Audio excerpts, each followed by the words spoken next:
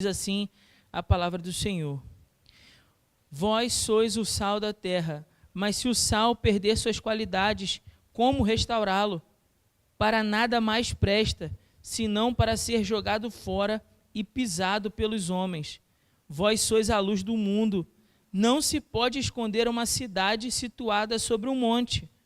Nem os que acendem uma candeia a colocam debaixo de um cesto, mas no velador, e assim ilumina a todos os que estão na casa.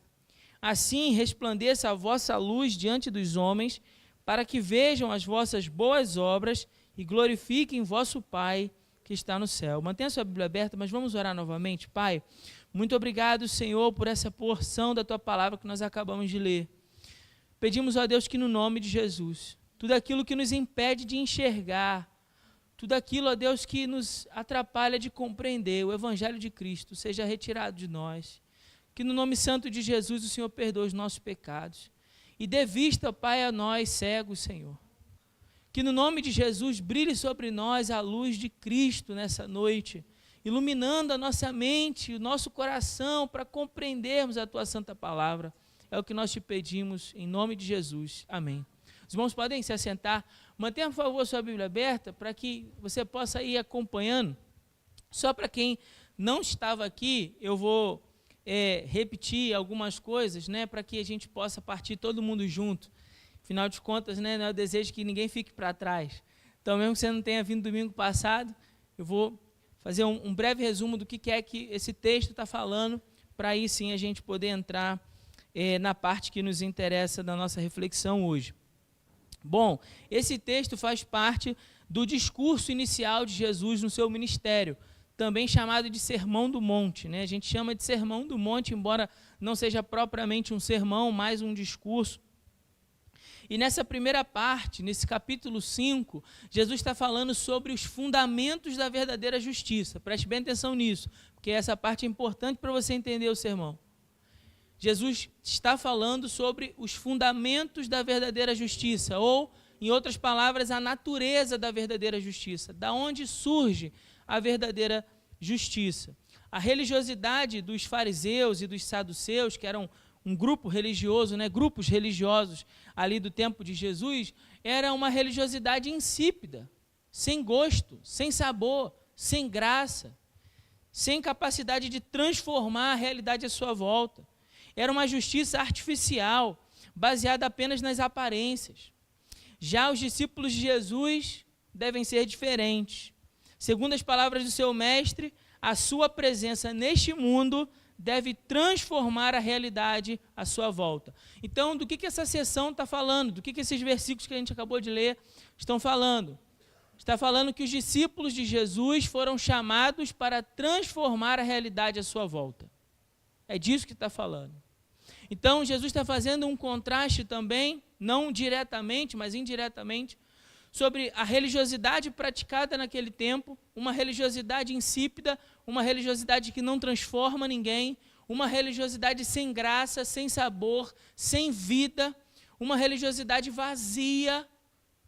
Só que na contramão disso, os discípulos de Jesus deveriam ser diferentes. Eles deveriam ser sal da terra, deveriam ser luz do mundo, deveriam praticar de tal maneira a verdadeira justiça, a se tornarem o tempero da graça divina no mundo. O tempero da graça divina no mundo. Já chegou diante de um prato de comida sem tempero, sem sal? Normalmente quando a gente está no hospital, né, que é assim, que a comida vem sem sal, você botar ali muito pouquinho, né, devido às precauções ali do hospital, mas aí você às vezes olha para aquele prato, está até bonito, né, está colorido e tudo, e você vem cheio de apetite, você está com fome, você até quer comer, aí quando você chega dentro daquela comida não tem gosto.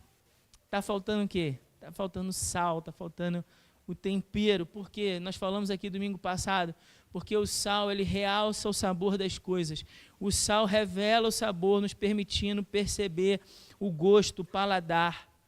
E é isso que Jesus está falando.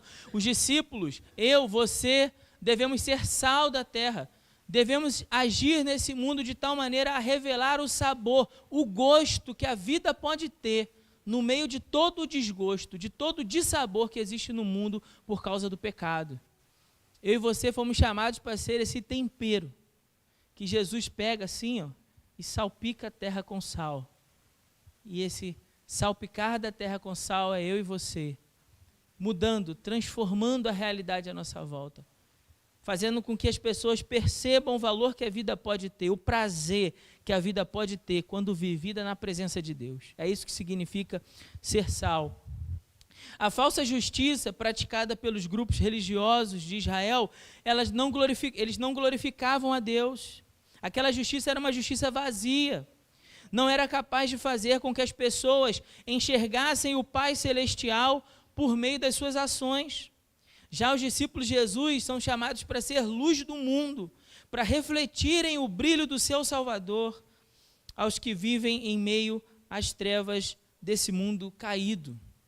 Então é sobre isso que eu quero falar mais profundamente nessa noite, sobre o chamado que eu e você temos de ser luz. Nós fomos chamados para ser luz do mundo. É isso que está escrito aí no verso 14. Vós sois a luz do mundo, a luz do mundo.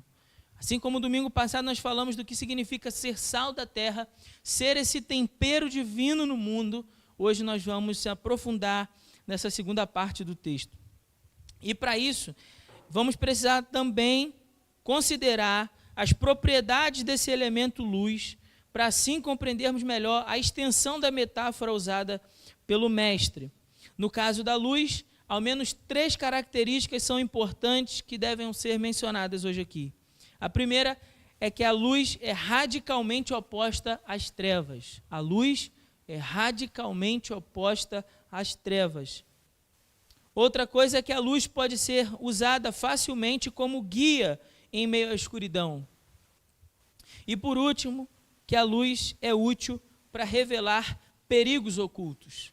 A luz é útil para revelar perigos ocultos. Eu quero meditar com os irmãos nessas palavras. Primeiro, vós sois a luz do mundo, diz o verso 14. Vós sois a luz do mundo.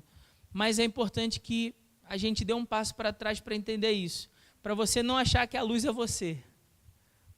Tá certo? Para você não achar que você tem luz própria. Para você não sair daqui achando que isso é uma mensagem de autoajuda para dizer assim, você deve brilhar. Porque você, né, tem essa luz que brilha, né, você é iluminado. Bom, não. Na verdade, Jesus falou que eles são a luz. Assim como Jesus disse que eles são o sal. Mas nós sabemos que o sal e a luz é, na verdade, o evangelho de Cristo. A palavra da verdade. O evangelho da salvação. A boa notícia de que o homem pecador pode ser salvo se vier ao arrependimento e à salvação em Cristo. O evangelho, então, é o sal. O evangelho é a luz. E esse evangelho é de tal maneira misturado em nós. Esse evangelho é de tal forma, nós somos mergulhados nesse evangelho de tal maneira que nós passamos a ser sal, passamos a ser luz. Não porque nós sejamos em nós mesmos, mas porque Cristo agora vive dentro de nós. Entende? Porque Cristo vive dentro de mim, porque Cristo vive dentro de você, é que você tem a capacidade, o potencial de se tornar sal também no mundo, de se tornar luz no mundo. Os discípulos de Jesus, eles não têm luz própria, assim como as estrelas do céu também não possuem luz própria, mas brilham por refletirem a luz do sol. Da mesma maneira, nós, os discípulos de Jesus, não possuímos luz própria, mas nós brilhamos a luz do Mestre. Refletimos a sua glória ao planeta. Toda a luz vem de Cristo, como está escrito, a vida estava nele e ele era a luz dos homens. João capítulo 1, verso 4. Os seus discípulos, portanto, se tornam como espelhos, propagando a luz do seu Senhor, como está escrito também em 2 Coríntios, capítulo 3, verso 18, diz assim, mas todos nós, que cremos em Cristo, todos nós, discípulos de Jesus, com o rosto descoberto, refletindo como um espelho a glória do Senhor. Porque Cristo agora vive dentro de mim e dentro de você, é que nos foi dado esse potencial de indicar a luz, de mostrar a luz, de revelar a luz, de manifestar a luz ao mundo. Essa luz não é minha, essa luz não é sua, mas ela foi colocada dentro de nós por meio do Evangelho. Ela foi colocada dentro de nós. Quando Cristo nos salvou, Ele então colocou a sua luz dentro de nós para que nós pudéssemos brilhar essa luz ao mundo. Pudéssemos refletir ao mundo. Mas veja só o que a palavra nos diz no verso 14. Não se pode esconder uma cidade situada sobre o monte. O que isso quer dizer? Pense nessa imagem primeiro. Pensa aí. Use sua mente criativa para imaginar uma cidade sobre um monte. E essa cidade está toda iluminada, as luzes estão acesas. Imagina isso por um instante. Uma cidade situada sobre o monte. Porque o exemplo de Jesus, a imagem que ele está construindo para nós, é para nos mostrar uma propriedade dessa luz. Como assim, pastor? Que essa luz brilha de tal maneira que não se pode ignorar o seu brilho. A luz, ela é radicalmente oposta às trevas. Uma oposição que é facilmente percebida. À noite, mesmo um pequeno fecho de luz pode ser visto por todos os que estejam a uma grande distância. Não é assim? Se você acende uma luz, mesmo quem está bem longe, consegue enxergar aquele brilho, por menor que ele seja, no escuro. Imagine, portanto, irmãos, uma cidade situada sobre a montanha. A sua luz brilharia de tal maneira no meio da escuridão que seria impossível para nós ignorarmos. Impossível ignorar. E é desse mesmo modo que os discípulos de Jesus devem refletir o brilho do seu mestre. Nesse mundo caído pelo pecado, em meio às trevas, à escuridão, os discípulos de Jesus devem se opor radicalmente às trevas. Está falando da oposição.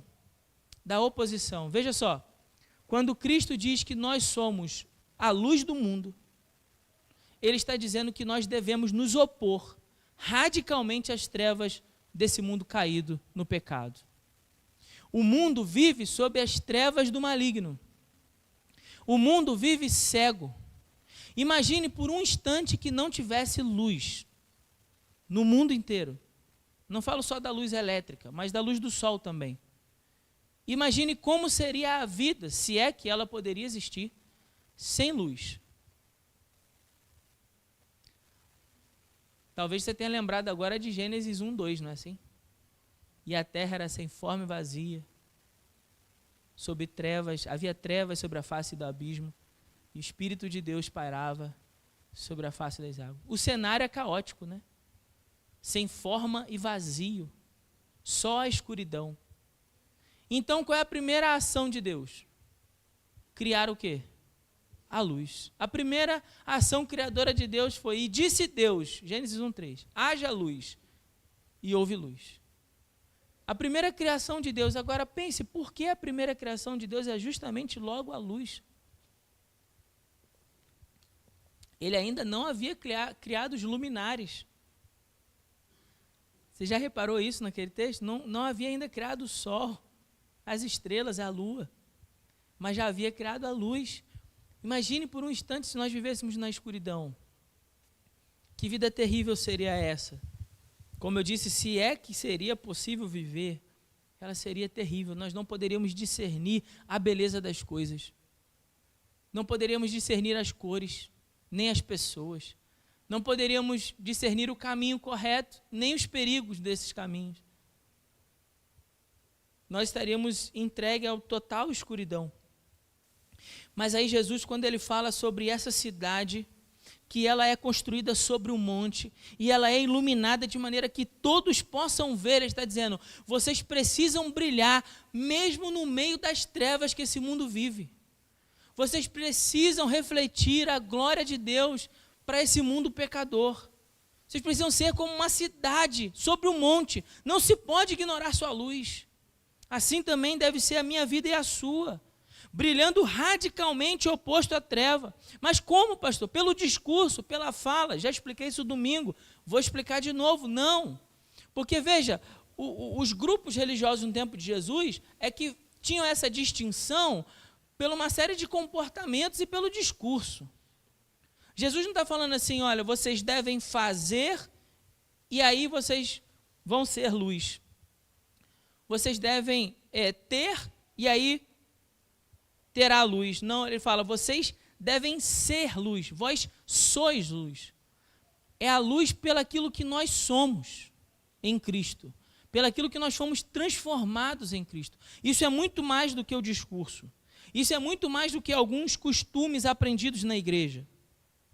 Depois, no verso 15, ele diz assim, no velador, a luz deve ser posta onde? No velador, e assim ilumina todos os que estão na casa. Primeiro ele fala que a luz não deve ser colocada embaixo de um cesto. Em alguma tradução, talvez a sua, esteja a palavra alqueire. Era um cesto de palha feito, né? Que era usado para carregar, para guardar as coisas. Então imagina que você acendesse uma vela e colocasse um cesto de palha por cima.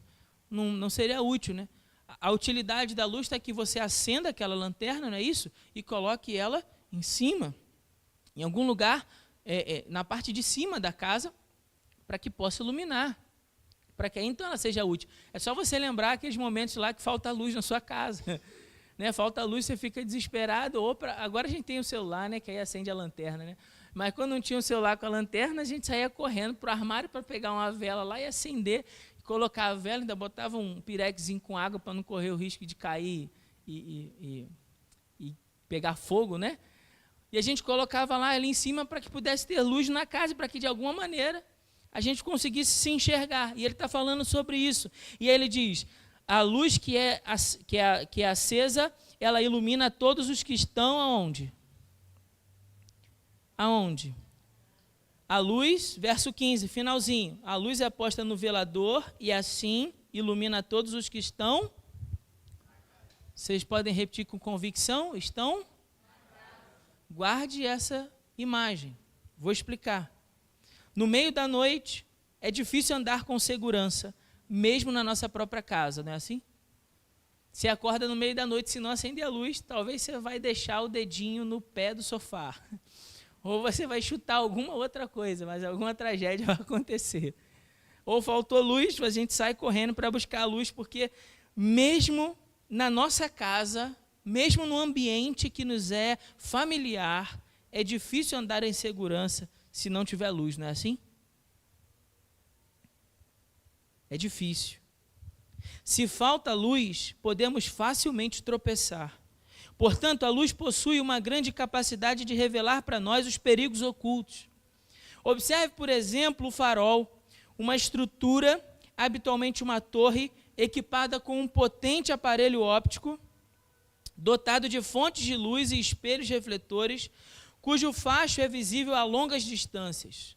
Então está lá o farol, perto ali, né, de um rochedo, perto ali das rochas, constrói-se um farol, aquela torre grande, com uma luz, com espelhos refletores, para quê? Para que as embarcações, mesmo longe, possam avistar a luz e então guiar o navio em outra direção. Eles avistam o farol e percebem, bom, para cá tem rocha. Se a gente continuar nesse caminho, a gente pode bater em alguma rocha, a gente pode acabar naufragando a embarcação. Então, ao observar aquela luz, a luz do farol acusa o quê? Os perigos ocultos. Aponta os perigos ocultos. Aqui há um perigo. Então, guie seu navio para outra direção. Não é assim? E aí, então, os marinheiros vão conduzindo o seu barco para outra direção. Porque elas foram instaladas ali no mar, próximos às costas, com esse objetivo, para que durante a noite os navios pudessem enxergar de longe. Dessa maneira, ao avistarem a luz, as embarcações, então, podem navegar com segurança. Se não fosse pelaquela luz, os navegantes não tomariam conhecimento daquele perigo. Não é assim? O que eu quero dizer com isso? Que assim também eu e você, que somos crentes em Cristo Jesus, precisamos tornar os perigos conhecidos. Tornar perigos conhecidos. O que eu quero dizer com isso? Apontar luz sobre esses perigos. Apontar a luz do Evangelho sobre esses perigos. Sobre os perigos de uma vida sem Cristo. Sobre os perigos de uma vida na prática do pecado. Sobre os perigos de uma vida sem arrependimento. Sem confessar a Cristo como seu Senhor e Salvador. Eu e você precisamos brilhar de tal maneira que seja como aquele farol apontando, olha, nesse caminho do pecado, nesse caminho sem arrependimento, nesse caminho sem a fé salvadora em Cristo, existe um perigo mortal para você. Existe o perigo de você ser condenado eternamente. Então, quando nós falamos sobre o inferno, quando nós falamos sobre condenação eterna, quando nós falamos sobre os perigos de uma vida no pecado, não é simplesmente para apontar o erro de uma sociedade, não, mas é para revelar os perigos, para avisar, sai fora daqui. Vem para essa direção. Mude a direção da embarcação. Mude a direção da sua vida, porque senão você pode morrer. Esse caminho gera morte, o salário do pecado é a morte. Mas o dom gratuito de Deus é a vida eterna em Cristo Jesus. Então, navegue para cá, navegue para o caminho chamado Jesus. Mude a direção da sua vida enquanto é tempo. Porque pode ser que não dê tempo mais de desviar. A maioria aqui tem idade suficiente, deve conhecer o famoso filme do Titanic, né? Que foi baseado em fatos reais. Quando os homens cheios de orgulho não desviaram o navio. Então, quando chegou o momento, né, eles não desaceleram, né, continuam acelerando, e aí chega um momento que não dá mais tempo. Eles batem no iceberg e milhares de pessoas vêm a morrer. Aquela história não é só uma história do cinema. Talvez por causa do cinema a gente perca a noção de que aquilo de fato aconteceu, né? Talvez por causa do romance envolvido naquela história, a gente veja aquela história como algo romântico. Mas não é romântico, é uma tragédia. É um dos maiores desastres náuticos da história. Milhares de pessoas morreram naquele dia. E por quê? Continuaram acelerando. E assim, irmãos, muitos no pecado continuam conduzindo a sua vida desesperadamente atrás do próximo prazer, da próxima aventura, da próxima diversão.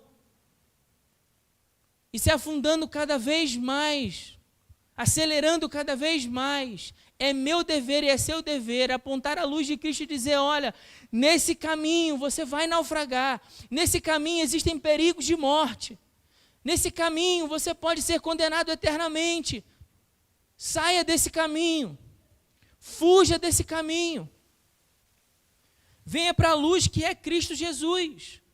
Mas agora veja que tem um detalhe muito interessante nessa parte do texto, muito, mas muito interessante.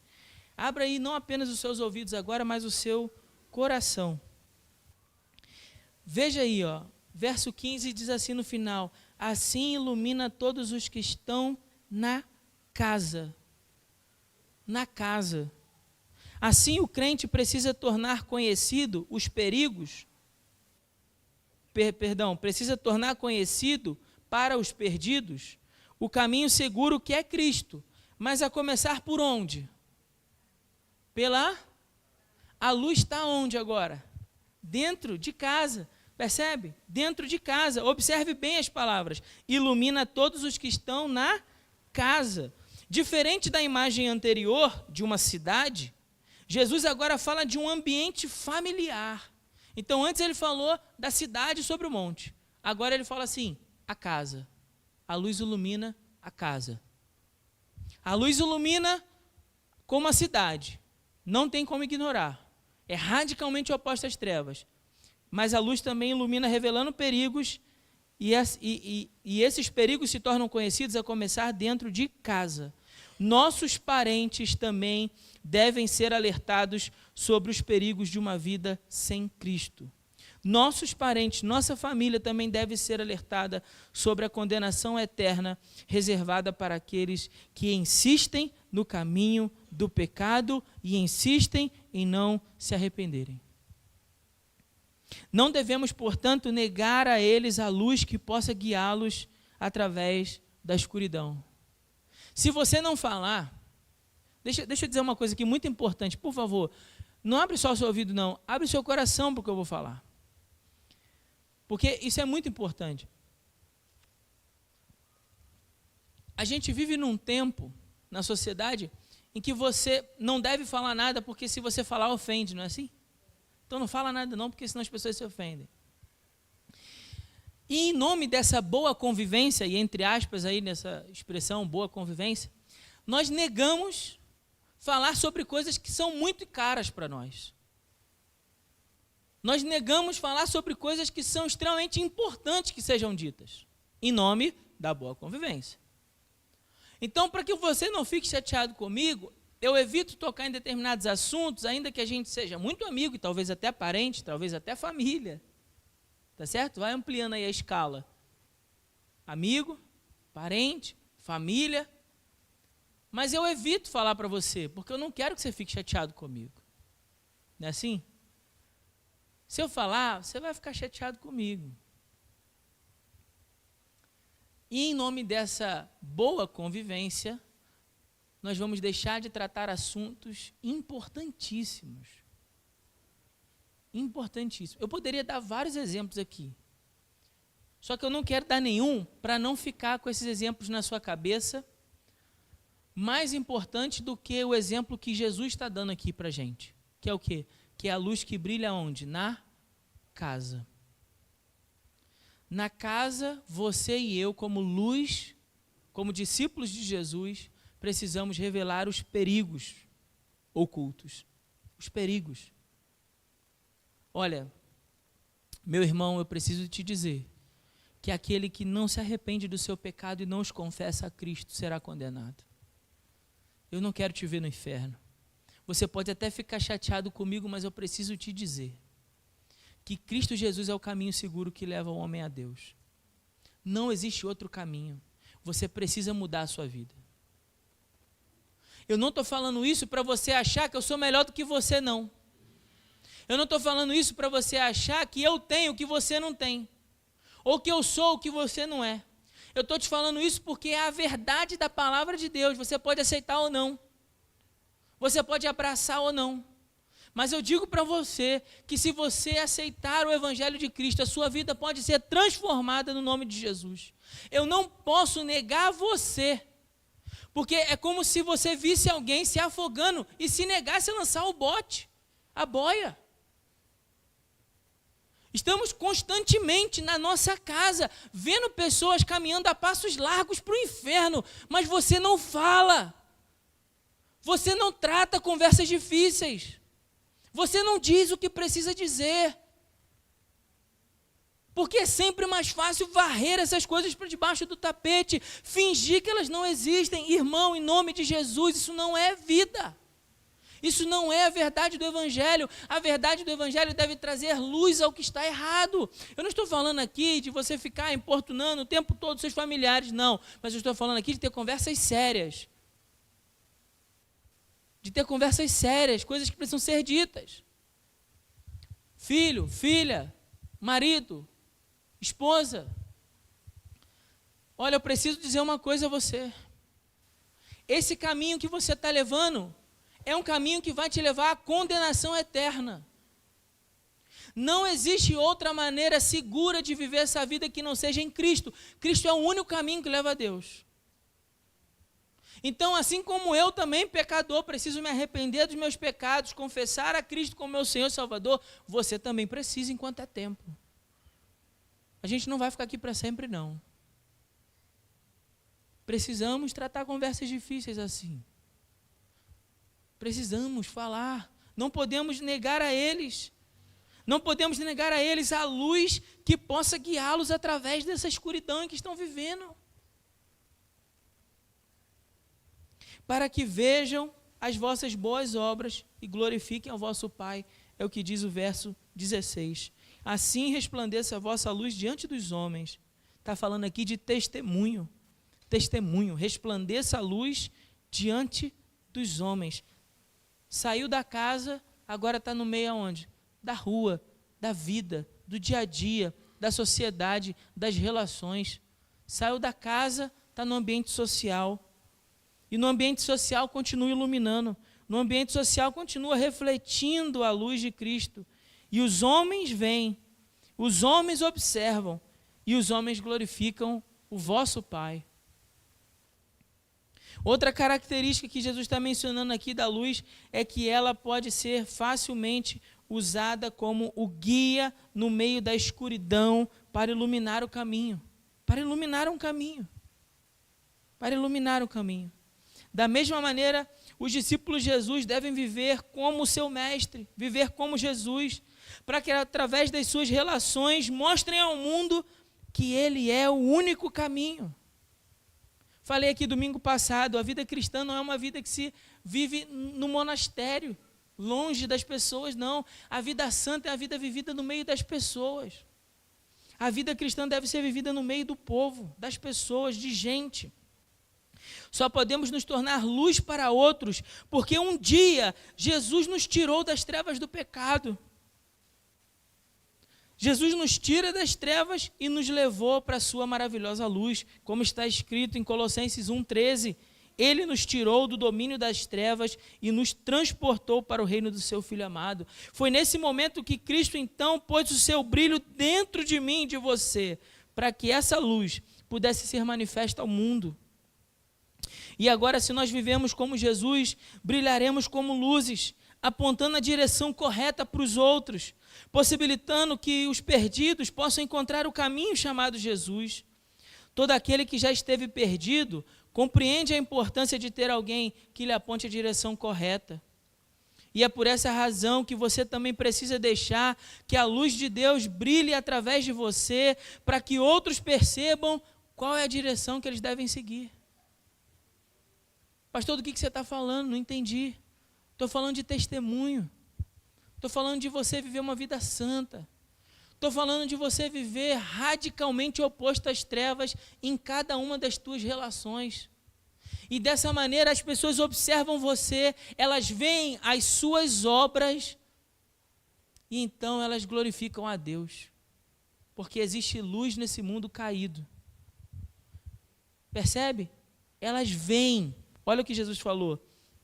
Para que vejam as vossas boas obras. Não precisava, mas eu vou fazer uma nota de rodapé aqui só para ficar bem mais claro. Não é que eles ouçam o seu discurso religioso, mas para que eles vejam.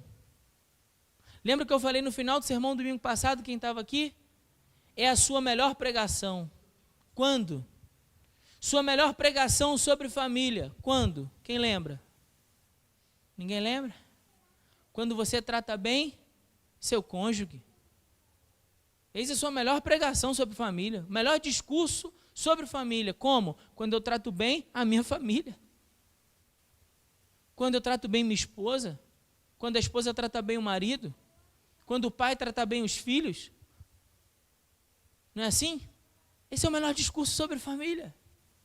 As pessoas precisam ver você pregar.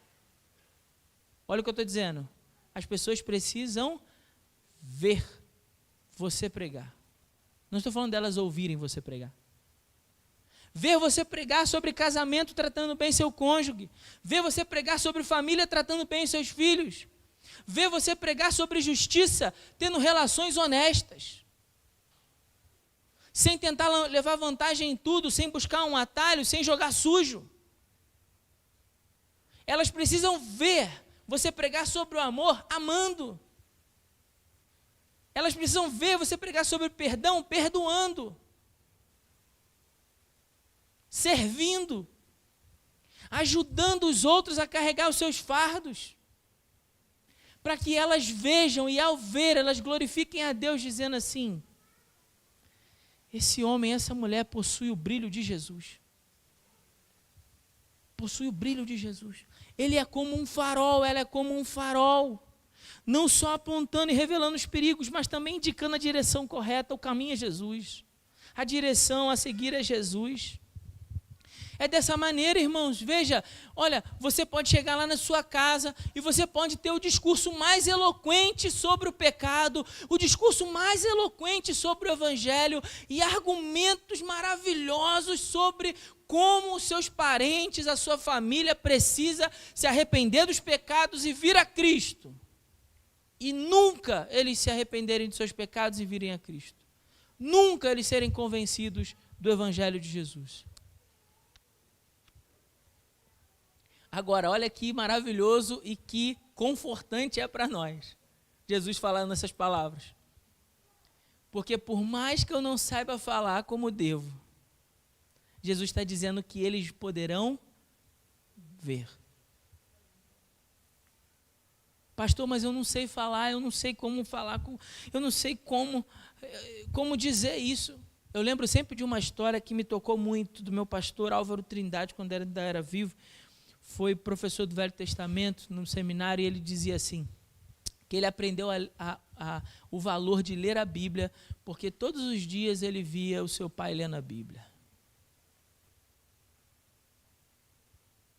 Não foi com uma conversa tipo, senta aqui, filho, deixa eu te falar sobre a importância de ler a Bíblia. Argumento número 1. Argumento número 2. Não. Foi vendo o pai ler, que ele aprendeu, falou assim, bom, ele contava essa história, né? Falava assim, que alguma coisa deve ter de bom nisso, porque meu pai vive lendo a Bíblia. Então eu quero ler também. E, irmãos, quando aquele homem entrava na sala, parecia que Deus tinha chegado naquele lugar para falar conosco. A gente via nele o brilho de Jesus. Como seus filhos vão ver? Vendo você, vão aprender, vendo você. É o discurso. É o discurso sem palavras. Que você vive. E porque vive, prega. E porque prega como deveria pregar, vivendo, a sua pregação se torna a pregação mais relevante que eles poderiam ouvir. Se torna a mensagem mais profunda que as pessoas à sua volta deveriam ouvir.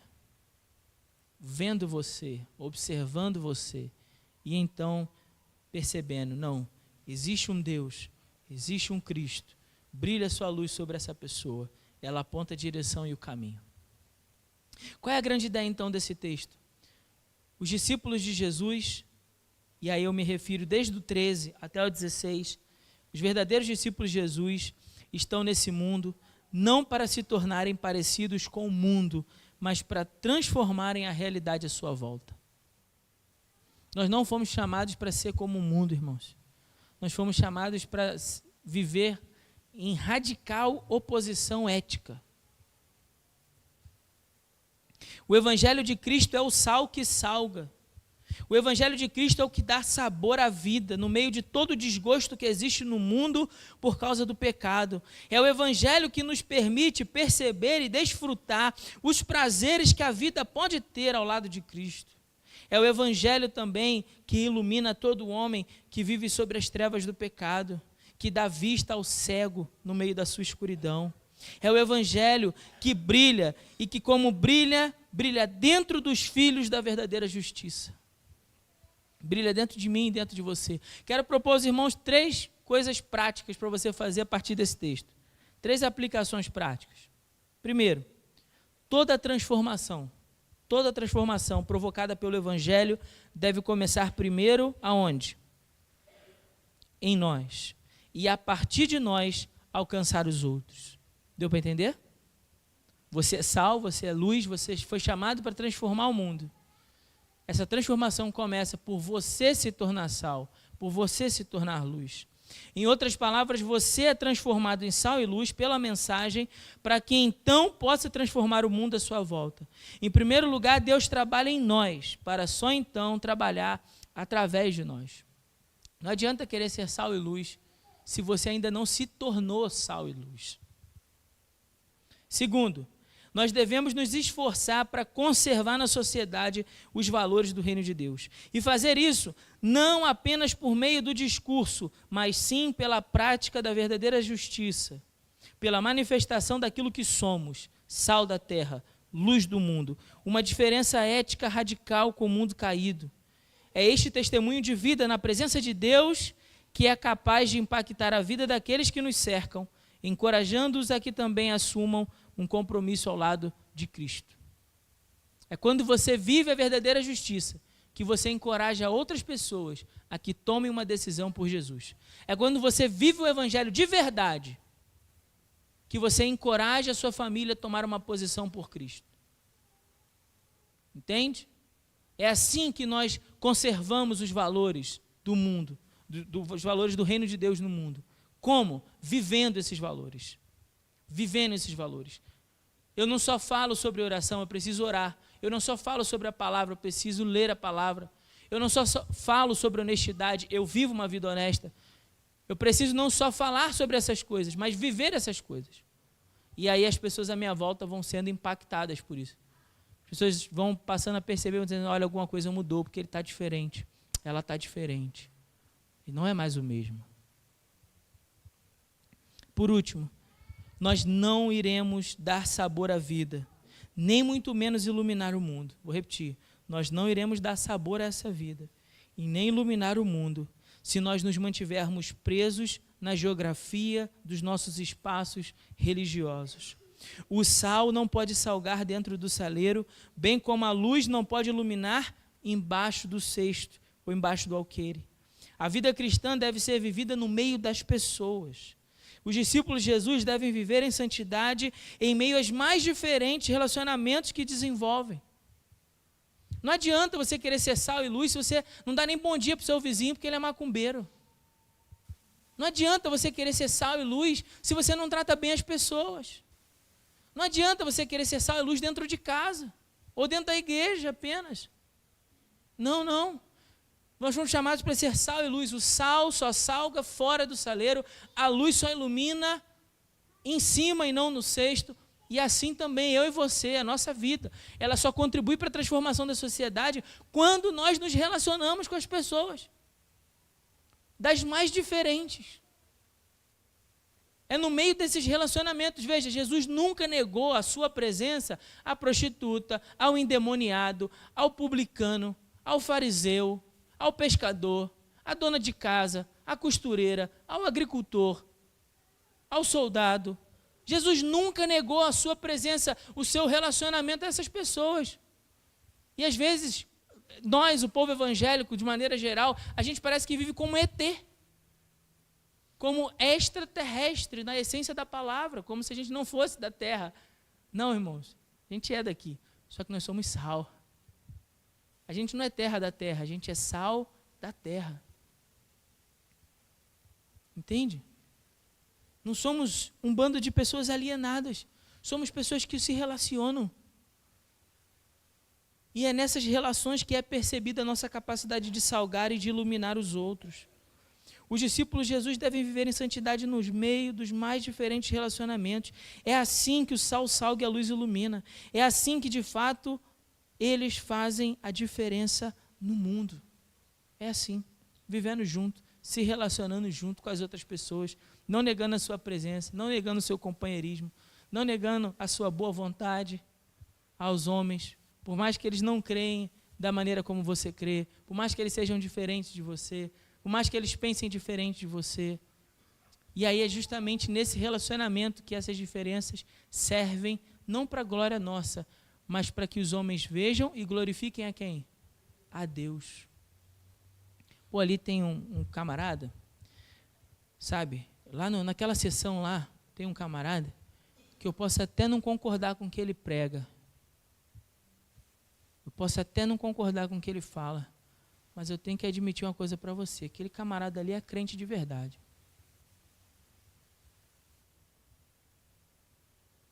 Pensa aí no seu cenário, na sua realidade. Olha, eu posso até não concordar com o que ela fala, sabe? Eu posso até não concordar com o que ela prega aqui, não. Não gosto desse negócio de igreja, não. Mas eu tenho que admitir uma coisa. Aquela dali é diferente. Aquela dali tem alguma coisa nela que eu não sei explicar, mas eu sei que é de verdade. Entende? É isso. Ser sal é isso, ser luz é isso. Você foi chamado para ser sal. Você foi chamado para ser luz. Você foi chamado para transformar o mundo à sua volta. Você não foi chamado para se tornar a terra da terra. Não foi chamado para se tornar em meio à escuridão junto com o mundo caído, não. Você foi chamado para ser diferente. Que Deus nos abençoe com a sua palavra.